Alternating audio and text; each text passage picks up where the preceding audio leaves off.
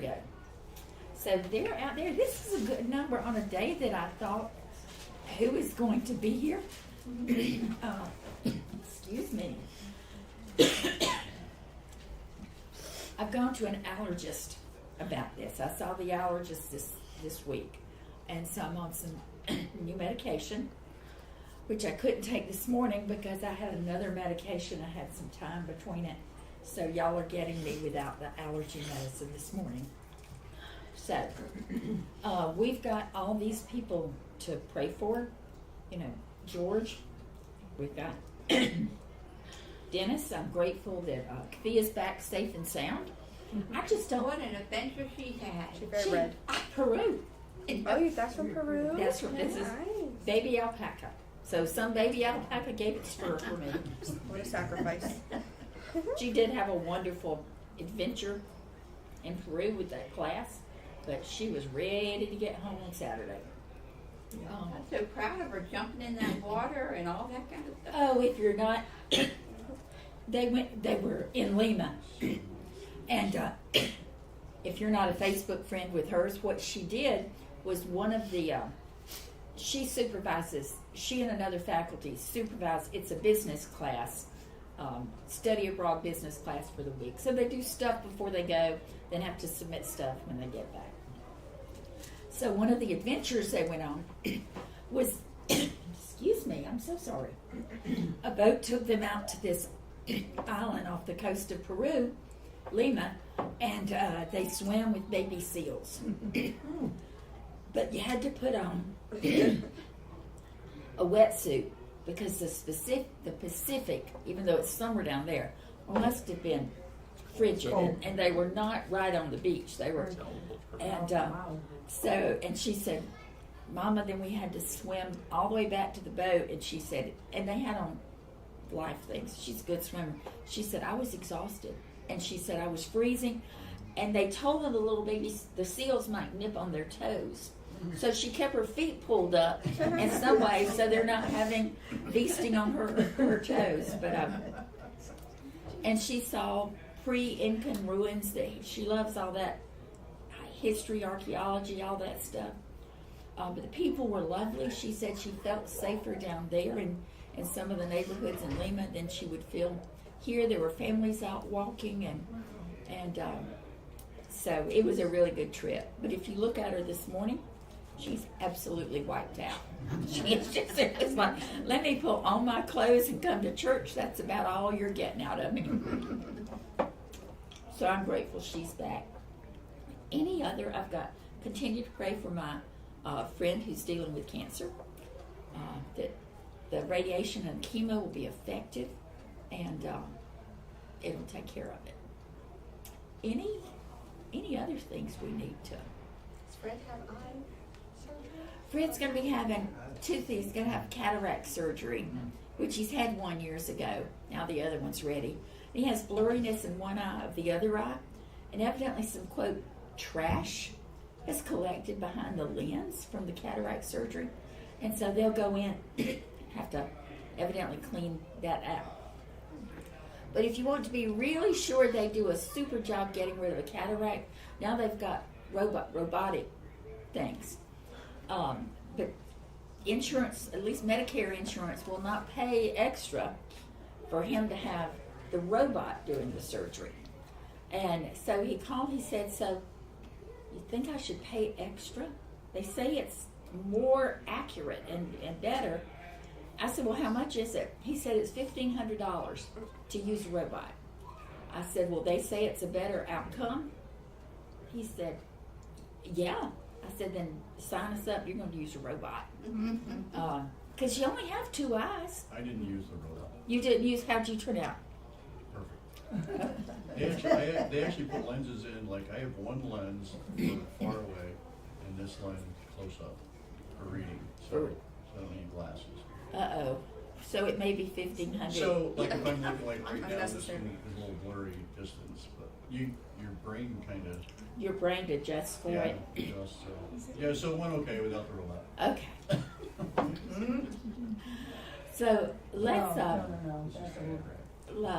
let's open with prayer. Father, thank you for your goodness to us. And Father, I want to lift up folks that are traveling in this weather and snow. Lord, I pray you keep Julie and Kendall safe.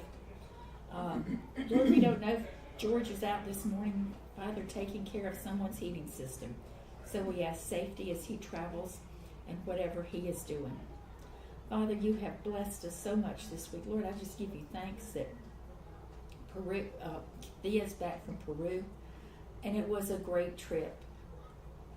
And she led those students, and it was effective for them. And Lord, I thank you for your goodness and protection for her. Lord, I thank you that Dennis is doing so much better. And Lord, over these next few days, continue to give the doctors there at Hopkins guidance on this thing they haven't yet even been able to nail down. Father, we're so thankful that George is okay. Lord, we realize in a blink of an eye things could be so different. So we're grateful for your hand that kept him safe during that car accident. Lord, you've just been so good. And sometimes, Lord, we even take the tiny things for granted. Lord, I pray for all of us this week. We'll keep our eyes open to the ways that you bless us when we don't even deserve it. In your name I pray. Amen. Okay. This is what we're going to look at today. And I sent one of the emails out. We're going to look at this a little bit different. This Sunday is usually called Sanctity of Life Sunday. And for a lot of years, it was studying the unborn and how God sees the preborn and why they're certainly of worth. So I wondered how they would do this, because we're in Matthew. So it's interesting how they did it, and I actually really enjoyed preparing for this. But I want us to do this real quick. And I have to take them out of, because I want you to tell me things. Okay. What makes you feel valued? It could be from a spouse, a neighbor, or somebody you work with. Raising our kids made me feel valued. Okay. That they succeeded in life. That was a good thing. Yeah. Good idea. What else makes you feel valued? Grandchildren. Pardon? For my grandchildren. Yeah. Isn't that the truth? Our grandchildren. What else? What does somebody have to say to you that would make you feel valued? How about this? Good job. Thank you. Thank you. And mean it. You know, it's not just like my pleasure. I mean, I'm glad at Chick-fil-A you say thank you and they say my pleasure. But sometimes you can really tell the little guy or the little gal really means it. Mm-hmm. And so that always makes me smile. But what else makes you feel valued? When your husband wants to go to the grocery store with you just so you can spend time together, even though that's not exciting for him.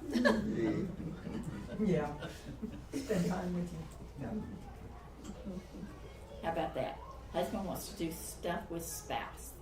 Yeah. Or do things for spouse. Okay, yeah. Yeah, sometimes not when your husband. Like when someone listens to you Listens to and you. follows through. It's true. And he probably knows. I'm going to put this on here. We go no Um, matter what. Now, I'm going to have to tell you about this. I witnessed this. And I was going to demonstrate it, but I'm not going to demonstrate it. This is a not value, okay? Let me put it over here. Come on. We were at our prior church at Glen Burnie Baptist, and it was like we were having a church dinner or something. We were down in the fellowship hall, and we were talking to this other couple, a little bit older than we are, not by much, but a little bit older. And she was trying to find something in her pocketbook. And because we're all, I think I told you this story before, we're all standing around and she's trying to find. And he gets so impatient with her that he jerks the purse out of her hand and digs through it. And I tell you, I kept my mouth shut, but it was just by It the would have grace been of hard. God. Because how disrespectful and how much lack of respect. But what if you'd said, honey, can I hold the underneath of your bag? Because you know when that bag sits down. A whole different way to show respect. But what, and it's funny now, that's probably been 15 years ago, and it still resonates with me how he treated her like that. Any other things makes you feel unvalued? I don't know if this is, but it could be, like, I stopped at McDonald's early morning this past week, and when I ordered, the way the girl came on, it was nasty, and then after I ordered, she was, pull around, and I'm like, wow, this is at like 4:30 in the morning, I'm like, you're starting your day out like this? Mm-hmm. And I said it out loud, but I don't know if she heard me or not, because when I pulled her around to the window, her whole atmosphere and attitude had changed. She was pleasant. Right. You know, she was, I said good morning again and stuff, and then she became a different person. So I don't know if she had somebody prior that triggered it, or that was just her morning routine or what, but afterwards, it was a different type of thing, but it was like, wow. Unpleasant people make Yeah. us feel not valued. Mm. Yeah, why can you not at least be nice? You know, you just be nice, people. Yeah, we had an incident. Went to get her a car Okay. for her. Then I don't know if this dude had something against women. But I kept saying, no, she getting the car, not me. To do And that. He was not- he still wouldn't give her no attention. He did not talk to me the whole time until I said, you know what? I'm done with the test drive. We're going back and we're leaving. And As when- soon as I said that, He kept running. Hey, Miss Jean, yeah, I said, he remembered my name and everything. I said, Yes, that was my God. wife. I'm trying to tell the man. He's still looking at me. I said, no, I'm getting the car for her. Very disrespectful. That was disrespectful. Yeah. I Yeah. feel that way every time I take my car to get an oil change. Yeah. I'm like, Josh, you have to do it because they don't listen to me. They don't. I hate it. That's, yeah, they just dismiss Or they it. take advantage of you. Yes. Like, Yeah. You need one more thing done to Right. your car, kind of thing. The behavior of people can make us feel valued, or they can make us feel unvalued. Mhm. Okay, now, kind of set the stage here. We got 4 different people by Jesus, and we're going to look. Jesus took people that their society did not value, and he assigned value to them. We've got, well, the lady there. That's going to be Peter's mother-in-law. I have no idea if she looked like that, but bear with me. The paralyzed guy. The leper, thank you. I was drawing a blank. This is a group, you can see his hands. And then the Roman centurion. So we're going to look at that, and we know these stories. Jesus healed the leper. But what we're going to do today is look behind the scenes to why this was even more amazing as to how he made these people feel valued. I think we get lost, oh, Jesus healed the man and his leprosy went away. So much more than that. So that's kind of where we're headed. We're going to start with the guy with leprosy. That's the bacteria, y'all, that causes leprosy. And it's called Mycobacterium leprae. Okay? Today we don't call leprosy. It's called Hansen's disease. It's still out there. Mhm. It has not gone It's away. not going away. What does it do? It attacks the skin. It damages peripheral. Those are nerves like hands, feet. It can affect the eye and cause blindness. Nasal passages can lose your nose. Most people, though, exposed to leprosy never get it. So you would have to live in really close contact with someone if someone came in the room here and they had leprosy and we didn't know it, we're not going to get it from them. But now if we go home and live with them and do all this stuff in close quarters, and probably a whole different outcome for that. But this is what the science of leprosy is. There was a hospital, I think in Louisiana, for a long time. I don't know if it's there. That was a hospital specifically for people to be treated who have leprosy. It's a go read on some of that. It's really interesting. So now, here is the leprosy one. Would somebody read, please? These 1 through 4. When Jesus came down from the mountainside, large crowds followed him. A man with leprosy came and knelt before him and said, "Lord, if you are willing, you can make me clean." Jesus reached out his hand and touched the man. "I am willing," he said. "Be clean." Immediately he was cleansed of his leprosy. Then Jesus said to him, "See that you don't tell anyone, but go show yourself to the priest and offer the gift Moses commanded as a testimony to them." Okay, now let's look behind this. Now, what did Jews believe about leprosy? Okay, and let me just say, every slide we look at is not going to have deep spiritual truth today. It's going to have information about the culture and all of that, because then it makes even more amazing what Jesus actually did for them. So now, leprosy was ritually unclean. And I think we know that. It wasn't just you're sick with it. It's unclean. So it was a sign. Remember in Old Testament and in New Testament how the sins of the father are visited on the children and on down? So with this, it was like you were cut off from God's people. So there's a whole spiritual, you think, oh, you can't come around. But it was more than that. It was, you're kind of cut off from being a part of the children of Israel. It was often viewed as a sign of divine judgment. Somebody did something wrong. You could have, your parents could have. So God put judgment on you. And now, let me say, there were other skin ailments that kind of all fit under the same thing. It could have been like eczema and all these sort of different things that today you go to the doctor and get a cream for it or whatever. But anything that looked like it, white patches on your skin, anything that looked like that was all put in the category of leprosy. Now, only priest could declare someone clean or unclean. So, if the priest decided you were clean now, you were brought back into the fold of Israel. This isolation that you experienced is now gone. But the priest could only do it because the priest represented God. So it would have been, I don't know why I'm so hoarse this morning. It would have been a horrible thing. Add even to the, give me my drink, baby. Add even to the physical suffering. It's the emotional and the spiritual suffering, because look what this has done to me. Okay. Now, how were they treated? They were required to live outside towns and villages.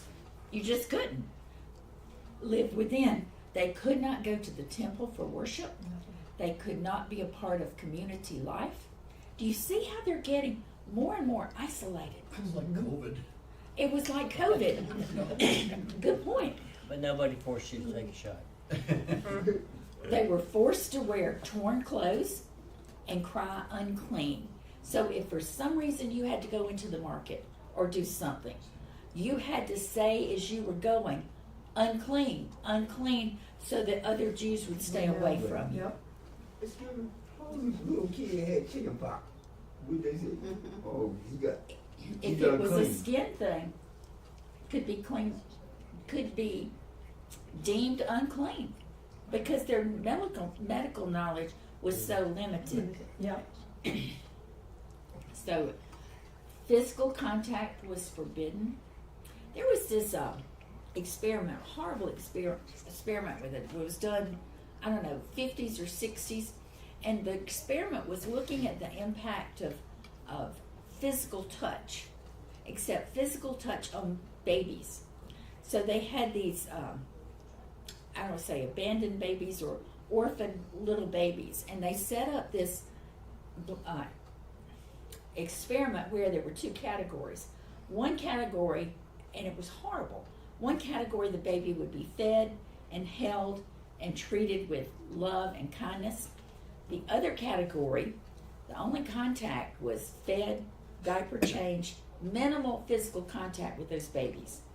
And they were measuring the differences, and those babies that got minimal contact were we call it today failure to thrive. Yeah. They were not growing. Something like that. We need physical contact. Mhm. We all do. A leper doesn't get that. Can I say something about that? Sure. When you talk about that, I've known some mothers with newborns, you know, and I mean, I'm sure everybody in this room has experienced it. You're walking around the store and you hear a mother with a newborn and the baby's crying and crying and crying. Well, one day we reached out to the mother and said, you know, why can't you pick the child up? They said the doctor said that we don't need to be cuddling the baby all that much. We need to let it cry, to let it know that it's okay for you to cry, that there's really nothing wrong with you. So I'm like thinking to myself, okay, so you look at society today and everything and the children and all, and how they feel and all the disconnect. It's like, wow, I couldn't believe it. I said, a doctor told you that? It was Because weird, now- but yeah. Right after birth, what they normally do is they do mama baby skin to skin. Mhm. And now I see at times they're doing baby daddy skin to skin, where against the daddy's skin. But you know, imagine no one touching you Yeah. unless it was another leper, and you were lived in a leper colony outside the community of your little village, of all the other Jewish people that we went to temple with, and we celebrated holidays, Jewish holidays, everything that was a part of the little, whether your village had 90 people or your village had, I don't know, 1,000 people, to never get to participate in anything like that. So when we think about what Jesus delivered to this man, so look why it was astonishing. How did Jesus heal him? How did Jesus heal him? That's it. He touched him. Could he have healed him without touching him? Yeah, Yeah, I would think so, he yeah. could have done it if he Yeah. wanted to, because Jesus did healings where he didn't touch the people. Mm-hmm. So if you have not been touched, think you're this man, and you've not been touched in I don't know how long, and this man reaches out to touch you before he even says be healed, what does that say about your value? Nothing. Now your worth is now, this man, this teacher, Yep. is willing to put his hand on me, and no one has touched me for how many years? So Jesus gave value. He could have just healed him, and you know, like one of the things what somebody came to Jesus to be healing, and Jesus says, "Go your way." You know, you don't have to touch me. I don't have to touch you. So look what a healing gave to him. So he's back into the community. What if he hadn't seen his spouse? He couldn't live in the same house with his spouse or with her children or his parents. So when you get restored to the community of your faith, see, that's being a leper was a lot worse than having a skin disease. And so when Jesus does this, he reverses everything. You're not impure anymore. You're clean. You are whole. Healing Jesus, when Jesus did this healing, you know there were Pharisees around, and he was saying, you need to understand sin and judgment. I'm the answer to sin and judgment, which drove the Pharisees crazy. And it's not your father, it's not your grandfather. I have come to heal you, and I am not here to judge you. I am showing love and forgiveness. And so then the man was sent back fully restored. Why did he have to go see the priest? Bear witness. Pardon? Bear witness. Bear witness. Yes, you are clean, and yes, you can go home, and Mama can fix you a big dinner or something. To be, you know, I don't know if you went around, I doubt you went around saying, I'm now clean, or I'm now clean. So that when you walked into the house, no one was concerned. But what a horrible way to live. And who mentioned something about COVID? Didn't we feel isolated? Oh, yes. Yeah. It was so, you know, and I don't know, some of the stuff we did at the very beginning was I don't- Unreal. yeah, a friend of mine's, when she her husband told me she got home from the grocery store, nobody wanted to go, but you had to go, and then they would wash the canned goods and items off on the outside. Yeah. Because people were wanting to find anything that would make them feel safer. The thing that drove Kara crazy was she would see these people in stores because they wouldn't want to touch anything, so they'd wear latex gloves. But you're touching your phone with your glove, and your pocket. You're touching everything, yeah. You're touching everything with the glove. It does you no good to wear gloves when you are. And she said, actually, it's worse because you're not as conscious of you need to keep washing your hands because you think you're fine. But there was a real sense of isolation, and we've all heard the studies of the impact that's going to be on children, and the long-term impact for many of them of that instruction and that social development, because everybody was inside. So think about that level of isolation that we felt and multiply it 100 times. Did you see your family? Did you go, your kids come to your house? During that, No? We did. We go through this. For Our about- family got COVID at Christmas. I guess about 3 months. No, COVID Christmas we were fine, but in the spring when it had just been, you know, Yeah. February, March when it just started, Yeah. because Mia's birthday was April 15th, and so it was so sad. What we did was we left her birthday present on our porch. Wait a minute, and her daddy came around and gave hunks of her birthday cake and got the present. And then we did a Zoom dinner, birthday dinner that night, and she decided she wanted tacos. So all 3 houses, we were all eating tacos and had the computer streaming up on the table. But still wasn't the same. We were Yeah. trying to figure it out, but Crazy. Where my daughter was, down in Virginia, they lived on the island in Chincoteague for a year. They didn't let anybody in. They didn't let anybody in that did not live there. You could go out and go grocery shopping and stuff, but the cops were sitting right there for a year, making sure that if you did not, so we couldn't see them for a year. We couldn't see them. Oh, Didn't my matter with your goodness. family or not, we couldn't see them. Couldn't Vanna go in was the house. really Couldn't go little, on it. and I couldn't see her for like, what was it, 3 weeks or 4 weeks? It was on And Because so it's finally we couldn't it's take just it anymore, so hidden. she Once came one over person and we can sat see it, out on the it's- steps. Yeah, we stayed We thought outside, 'cause the that's air better. might be, yes, it was really hard. I mean, she was so Yeah. little, and yes, ma'am. Back, people used to adopt children from China, and those children were kept in cribs with no contact. Mhm. That must have been horrible to get those children out of that atmosphere Right. and teach them care. I mean, they had nothing. That had nothing. The same with some of the babies that were adopted from the middle, not necessarily Russia, but some of those other countries, and I'm drawing a blank on what that group of Yeah, countries there is. was absolutely no feelings for them. You know, just emotionally stunted, never mind their health problems. We are designed to be part of a community. That's how we thrive. And Jesus restored this. Jesus understood that. It's much more than just saying, let me get you clean, get over the cold. It was restoring him spiritually, a part of community, back to his family. So, now, here's the centurion encounter. Somebody else, or Emily, you When, keep going. when Jesus had entered Capernaum, a centurion came to him asking for help. Lord, he said, my servant lies at home, paralyzed, suffering terribly. Jesus said to him, shall I come and heal him? The centurion replied, Lord, I do not deserve to have you come under my roof, but just say the word, and my servant will be healed.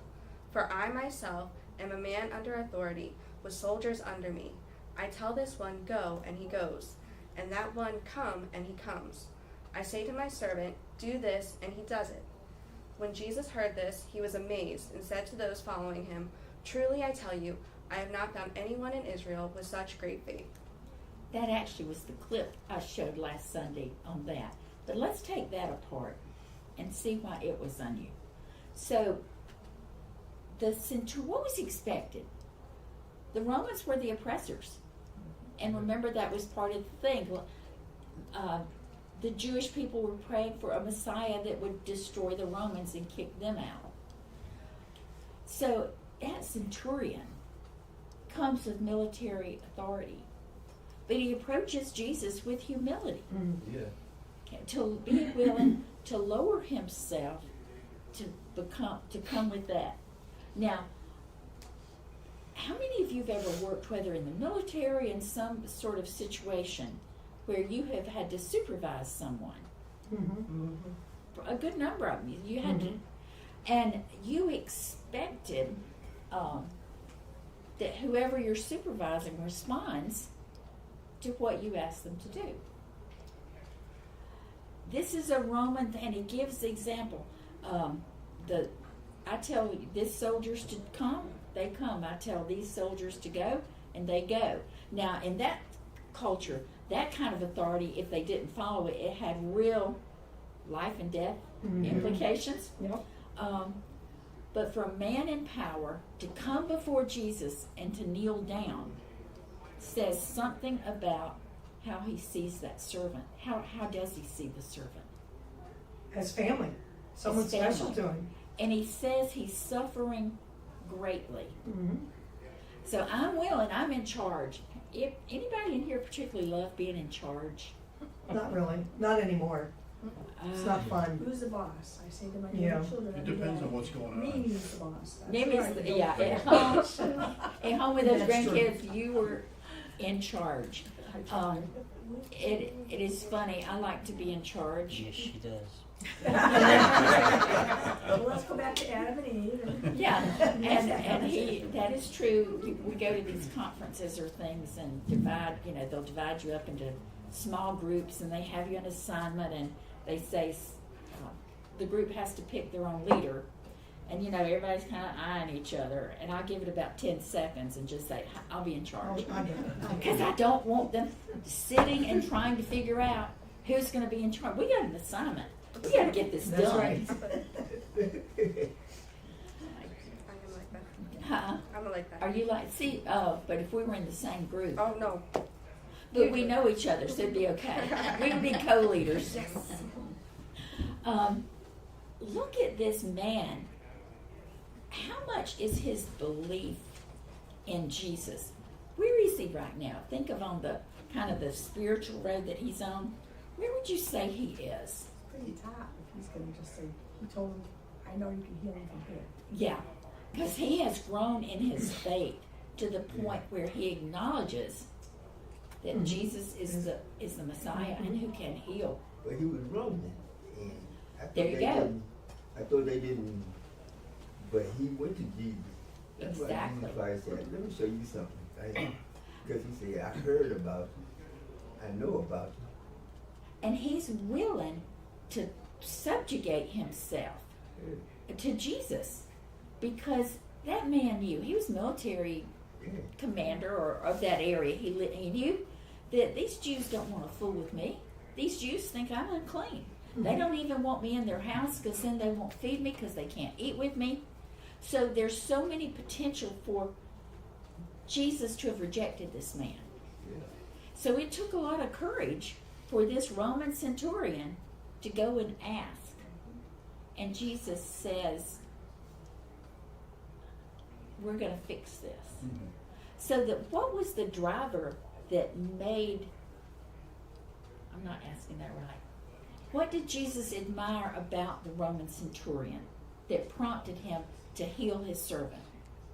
Probably the faith that he had, knowing that he could just do it from there. He didn't have to go with him. Yeah. He believed in Jesus enough to know that, sir, you can do it right here, right now.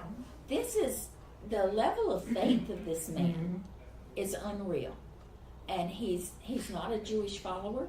He would be, I would call him, he would have been a Roman follower. But he was showing kindness to somebody else. Yeah, Yeah, he was showing kindness, to somebody else. And see, that's what Jesus wants. Hey. he was so worried about that servant boy. Mm-hmm. A man who is in charge is willing to bow down and say, I know you can heal him. That's part, for me, that's part of the amazing thing that sort of gets lost in the, a lot of things get lost in these miracles. And this, we understand why this was even more amazing than he just said, you're healed. My question is, who might we overlook today that Jesus sees clearly? A lot of people overlook the people in the corner. Actually, The people in the corner. yeah. Yeah, The homeless, less fortunate, you know, people. the homeless, Elderly. the elderly. Yeah. I had two, retirement old folks home, apartment building, and some of them nurses and stuff, they just do the people so bad. They're not of value, and they treat them like they're not of value. And I'm a maintenance tech, then I try to help them the best I can. That's how come they like them so much. Yeah, George, come back and repair another maintenance thing, because Let me you, break this so we can get. yeah, let's Yeah, break it, yes. because you treat them that they're valuable. You know, they're. Think about this, and you mentioned that we talked about the impact of touch on babies. What about the impact of touch on the elderly? Yeah. Right. There are some who never get touched by anybody, physically touched, whether it's a pat on the back or holding a hand or a hug. Can you think, if we say no physical touch impacts the growing of babies, then wouldn't it fall for any age group? Sure. Lack of any physical touch Yep. impacts us. And just getting older, you notice that you get ignored more, right? You go to the doctors and they don't take things seriously sometimes, and things like that. I feel That's that. true. That is true. If you are older than, let's say, 65 in here, raise your hand. Yeah.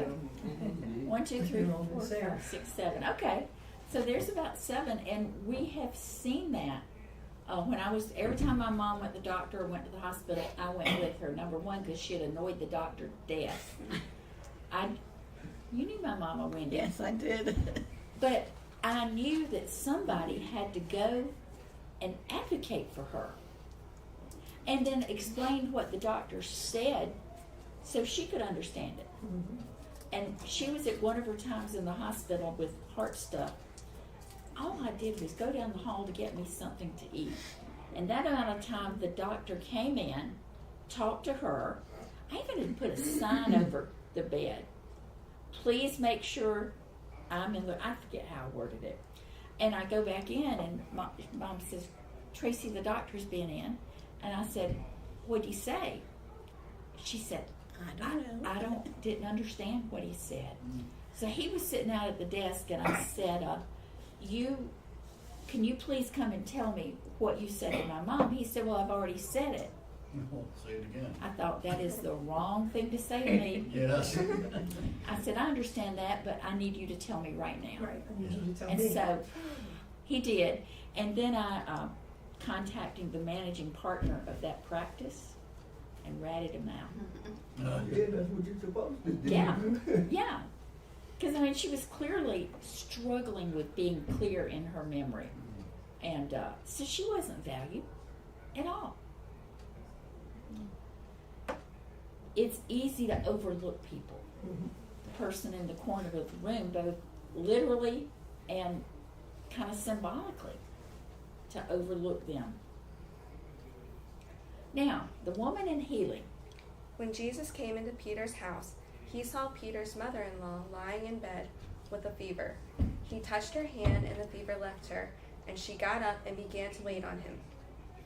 Okay, that's how we know. If you ever wondered, was Peter married? This verse confirms that Peter was married. If you ever wondered that, this joke, that Paul was married, yes, because he talked about his thorn in the flesh. Just a joke, okay? They used to say that because Paul was a member of the Sanhedrin, I think, he had to be married. But I've seen some other things that we don't really know if Paul was married or not married. But here he's in Peter's house, and there's a sick woman lying in bed. So let's look, what was the background in that time that made this so important? Did women have any real religious status in that time? Nope. No. I mean, even when if they went into the temple, they were separated. There was the further in the court of men and the court of women. So women did not have religious status, as a group of society didn't value them as their spiritual authority, I guess is what I'm trying best to say. They had limited public authority. Women were, I won't go so far as to seen and not heard, but a woman's role in that culture was very limited compared to what it would certainly be today. They were generally very valued for one or two things. One's having kids. The value of a woman was how many children she could produce and which gender did it. They wanted boys. So the line would continue throughout the family. They were seen, who's going to do the cooking and the cleaning and all that. That culture said, you're going to do that. But if something happens to you, I can always go get another. The concept of romantic love, not really there. Do I think in Scripture there were men and husbands and wives who loved each other? Absolutely. Sure. But I can just go get another wife who can provide me kids and could cook my meals for me. So now, if a woman's value is in having kids and domestic stuff, she's now illness. Look how her status can change. She could become even more invisible, or then she becomes a burden. There were no the assisted living, skilled nursing. The family was all together. So that woman who may have waited on that family for 30 years is now ill. She no longer has value. Is it value to the whole family or value to the person who was the head of that household? Probably the whole family. The whole family for some, but ultimately, who would be the decider about her value? The head of the household. The head of the household. Typically, rabbis, now remember Jesus was seen as a rabbi, did not publicly engage with women. That was to be expected. Women did not publicly engage with men. If you've ever seen or gone to an Orthodox conservative Jewish family getting married, did the men and the women touch each other like in dance and that sort of thing? We had at Stevenson, and I was a little slow there. First time a family was very conservative, Jewish. Is it Orthodox? Orthodox is the ultra. Okay. And so I had to meet with the father and the daughter, and I'd met with her, and she wasn't in bad trouble or anything. And so when somebody comes in to my office, I would shake their hand, and I didn't put two and two together. And he very kindly put his hand behind his hands, and then it hit me. Oh, dang. I shouldn't have done that. So he was in a couple of times, and he was gracious, and he was kind and easy to work with, but there was he didn't, their faith said, you don't touch other women unless they're part of your family. So here is a rabbi, a Jewish teacher, who's going to interact with this woman keep going. Healing a woman didn't get Jesus anything. Do you know what I'm saying? Jesus' social reputation didn't improve just by healing a woman. Who is it better? Who would he got more notice for healing? A man. Because a man was of more value. So, got the lesson. She was not a person society expected to be noticed. So, I want to read this to you. I'm sorry, but it did a better job of, I don't want to talk through this, I want to read it. Each of these people would have been marginalized or misunderstood in different ways. A leper, a Roman centurion. Would you start reading, Emily, please? And a woman in a private home. What barriers, social, religious, or cultural, might have kept others from seeing their worth? And how does Jesus respond differently? Okay. Did you notice his response to the person met the needs of the person? He did not have to go in that home and go in to where Peter's mother-in-law was. He could have healed her from wherever. But look how he gave her value. And oh, by the way, what did she do? I didn't talk about that. What did she do after she got healed? Up and fixed them for me. She got up and fixed them dinner. Yep. Which somebody said, I heard, well, that's the only reason Jesus healed her, because he wanted his son. Oh, no. Right. And he was No. teasing. I do not believe that at all. But her getting healed allows her to step back into the role that I'm used to being in. I mean, I can care for my family. Because at her age, she's going to be older. Because Peter's married his wife, so, you're going to get a couple of generations in there. But she saw her role as one of service. And she wasn't going to sit in the bed a while with a slow recovery. She got up and went about, do the thing that made her feel valued. Emily, would you do that? Yeah. Jesus interacts with each person uniquely. He touches the leper. He commends the centurion's faith. He restores the woman quietly and personally. What do these different responses tell us about how Jesus sees individuals rather than categories? What are the categories that we group people into? Economic categories, upper class, lower class, Yep, middle class. ultra rich. Yep. Yeah, the economic categories of, and you can go from the ultra rich to the extreme poor. And how far, where people are placed in that category can determine how people treat them. Yep. It really can. Where a person lives, what type of community that they live in, This you is, know. I probably shouldn't say this, but I'm going to say it anyway. Someone at the institution, this was years ago, who was looking for, you want to recruit students who don't need tons of scholarship money, because scholarship money at any institution is, unless you're Harvard or whatever, is limited.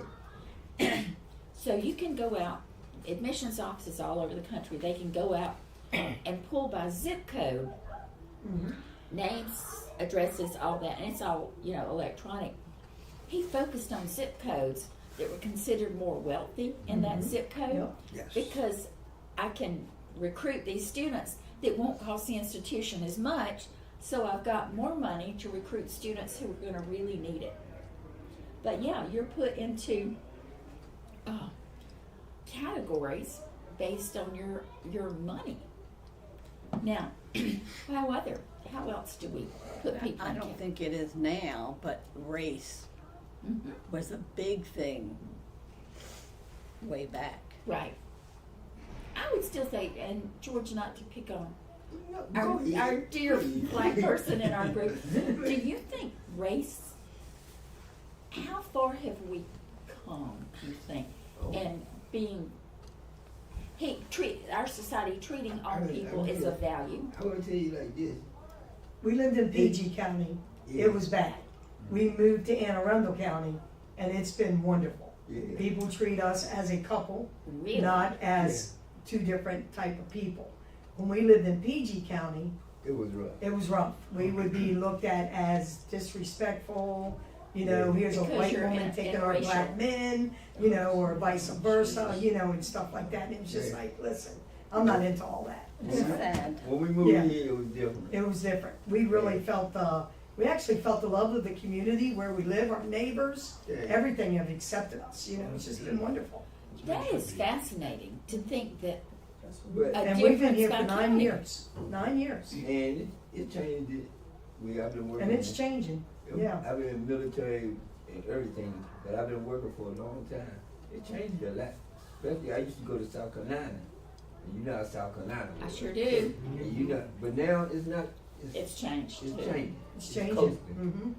So, But for centuries, it yeah, for was a long awful. time, it was like Yeah. that. was Now, awful. see, if you ask my mother and father and her mother and father what it was like when they were coming up.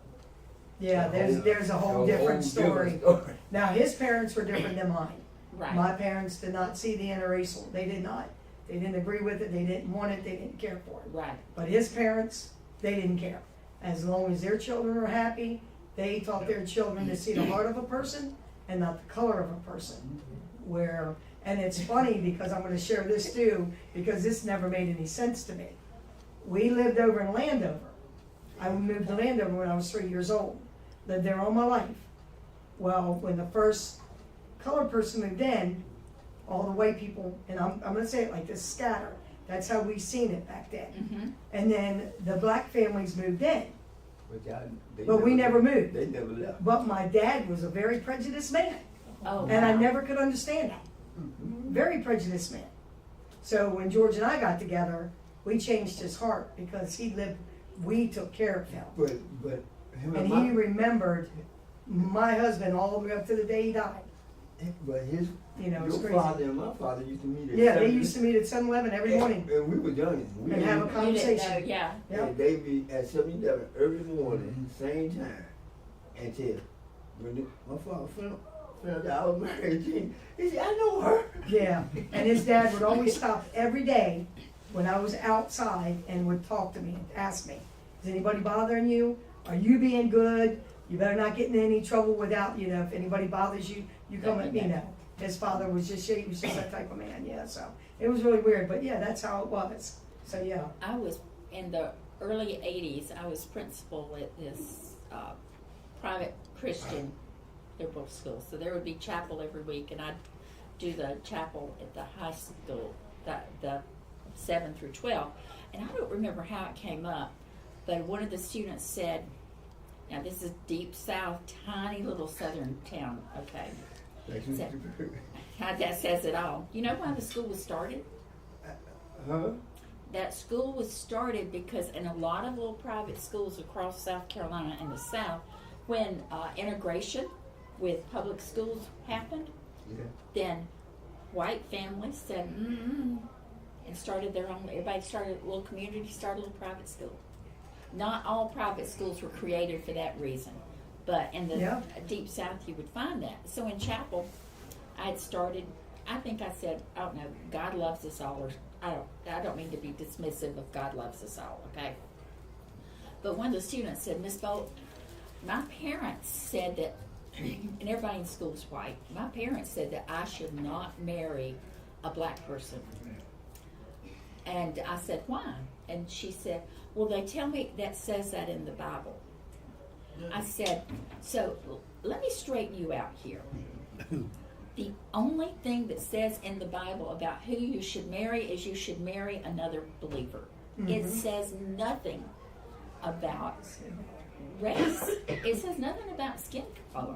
Now, when we think in the Old Testament, God called his people, to Jews, to marry within the community of faith. But that was a religious thing. Mm-hmm. It was not a racial thing. Because if we looked at it as, as people moved out and their faith got diluted. So if God wanted his people to remain a chosen people for him, their faith couldn't get all. Yeah, he would have never separated them. He would have never, when they tried to do the Tower of Babel, Right. when everybody tried, he would have never separated them. he would have never put the different languages in there so they couldn't communicate. I'm glad it's better in Anne Arundel County. Oh, yeah, yeah. You know, it is getting better in the South. Fred we're serving a church in Union, South Carolina. Union Bill. No, just Union Mill, Oh. Union, and it's Okay. kind of in the middle of the state. Big church at that time, and so this family came in. A black family came in, or That was the, he was the number 2 wildlife biologist for the National oh Forest yeah, System. the senior wildlife and his senior biologist wildlife was our chairman of deacons. was in our church. And so he invited him to come to church, and deacons stood at the door and said, "You'll have to go up on the balcony." Yeah, Wow. you have to go up in the balcony. Ooh, Well, the younger deacons then, I think, took that whole thing to task and stopped that foolishness. But have to go with the family. It's, Jesus sees people and saw people as being worth something. Well, it was worth it enough that he came and died for them. Yes, ma'am. Liz. In the 40s, I lived with an aunt and uncle in St. Petersburg, Okay. St. Petersburg, Florida. Okay. And I was as innocent, and my aunt and uncle were innocent. I mean, totally. We were not. And we lived in white areas and everything. Central Ave split us. It was a very segregated area. Uh-huh.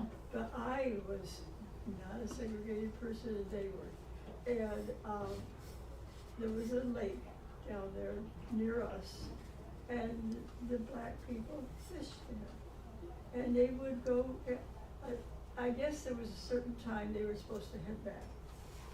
And they would walk, but they would walk in the middle of the street, and the police would come by. And I would get so angry. I mean, I was seeing fire, because these gentlemen were walking in the middle of the street with their fishing poles, and the policeman would come along and say, "Where are you going?"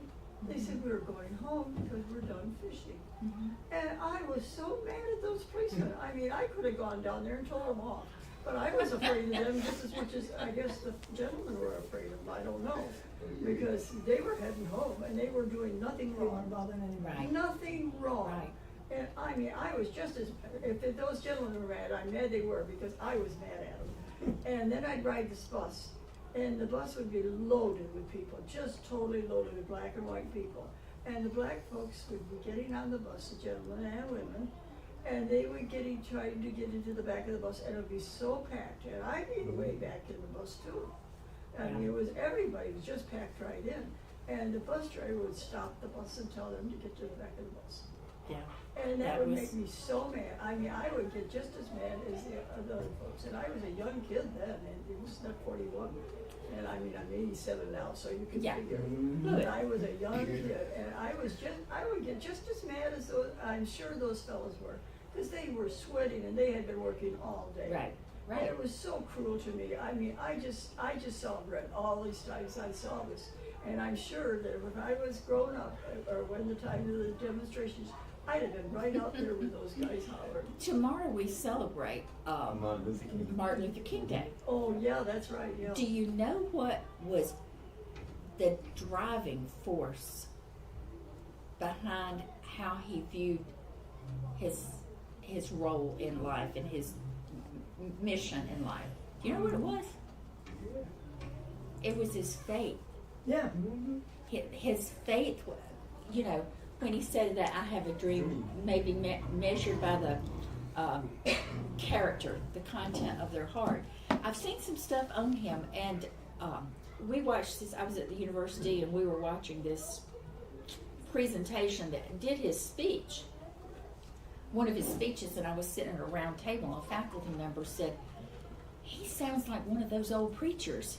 He was a I said, he is an old preacher. Yeah. But if you do some readings on him, and if they haven't tried to whitewash religion out of it, Right. his faith was a huge It was a huge, driver. yeah, it was a big point. Yeah. Yeah. Now you want to be careful who you read, because it's often let's wipe faith out of any impact on Yep. people's life. Yeah. Yep. Well, Because my life ended at 50 because I was ordered by my father to go back up north with my family, which was no better living. Right. Because my father was a cruel man too. So it was no better living than where you. know, but with my aunt and uncle, they were wonderful people. But anyway, that was when my life ended in Florida.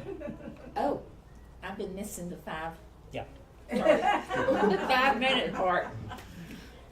Just, I hope this has given you Yes. another way to think about Jesus' miracles were so much more than let me touch the leper man. He saw people individually, Yeah. and It was not a good world. You know. we're not, even today, you know, how do you feel if you see someone sleeping on the street? Think about that, it's not necessarily the street sleeper, but think about how can we make sure we see people individually, not as clumps of people. Let's dismiss in prayer. Father, you saw your people then as individuals, and Lord, you still see us that way today. Father, you know our needs. They differ from each other. Lord, you know each one of us the things we're struggling with. Lord, you know our fears and our worries. And Lord, I thank you that you see each one of us just as we are, and you love us anyway. In your name I pray. Amen. Amen. Boy, they're having fun next door. One of them is mine.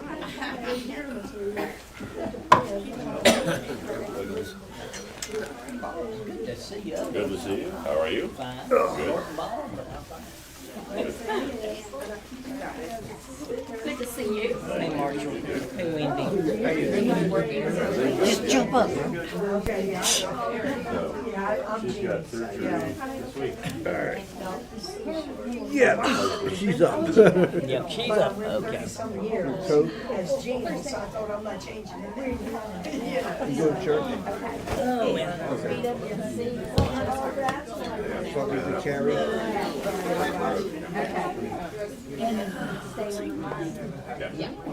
Are y'all doing well this morning? Okay. We heard some stuff. A robot's gonna do your eyes.